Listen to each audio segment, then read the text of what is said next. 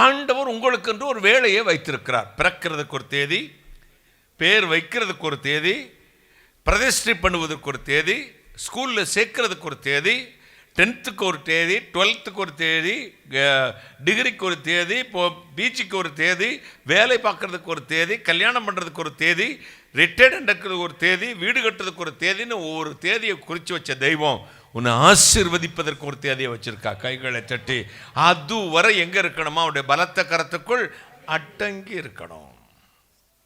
நமக்கு பிரச்சனை என்னன்னா ஒரே நாளில் மேலே வந்துடணும். இப்போ வரும்போது முருங்கைத்தடி ஊனிக்கிட்டு வந்தையா மாப்பிள்ள, இப்போ இரும்பு தடி ஊட்டி எந்திரிச்சுக்கிட்டேயா மாப்பிள்ள. வரும்போது எந்த முருங்கை குச்சியை ஊனிக்கிட்டு வந்தானா முருங்கை குச்சி உடஞ்சி போயிரும்ல. வரும்போது பார்த்தீங்கன்னா சாதுவாக இருப்பாங்க. இந்த இவன் இங்கே இருக்கவெல்லாம் பார்த்தீங்கன்னா இவங்களுக்கும் மிஞ்சுமா, நம்மளை அன்றி இயேசுநாதருக்கு மரியாதை கொடுக்குறாங்களோ எனக்கு கொடுத்துருவாங்க. அப்படி பயங்கரமா மக்கள் தாத்தானா அப்படி நடிங்க. இப்போ 10th முடிஞ்சுங்க, அப்புறம் +2 முடிஞ்சுங்க, அப்புறம் காலேஜுக்கு போகிறத கொஞ்சம் ஹலோ அங்கிள் அப்படிங்க ஆரம்பித்தாங்க.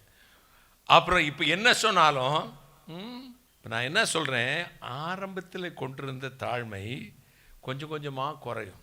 நான் நிறைய 41 வருஷத்தில் பார்த்தேன்.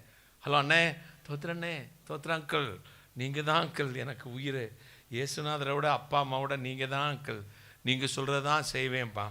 இயேசுநாதர் கூட இருக்கும்போது 12 பேருக்கு அவருடைய மதிப்பே தெரியலை. நாங்கள் சின்ன வயதில் என் பேரண்ட்ஸுக்கு என்ன ரெஸ்பெக்ட் கொடுத்தோமோ, என்னை நம்பி என்னை டிபெண்ட் பண்ணி என்னுடைய சாப்பாட்டை சாப்பிட்டு என்னிலிருந்து கையில் செலவு வாங்கி செலவழித்து என்னுடைய பராமரிப்பில் இருந்த பொழுது அதை விட 10 மடங்கு அதிகம் கொடுத்தேன். கைகை தட்டுங்களேன், ஒரு அல்லேலூயா சொல்லுங்களேன். அவங்கள நம்பி நாம் வாழும்போது எதிர்த்து பேசிட்டு அவங்களுக்கு கவலையே இருக்காது. அவங்க நம்மளை நம்பி இருக்கும்போது ஒரு பார்வை பார்த்தாலும் அவங்க நெஞ்சு வெடிச்சு போயிடும். ஏன்னா அவங்க மானஸ்தர்கள், கௌரவம் தான் அவங்களுக்கு பெருசு.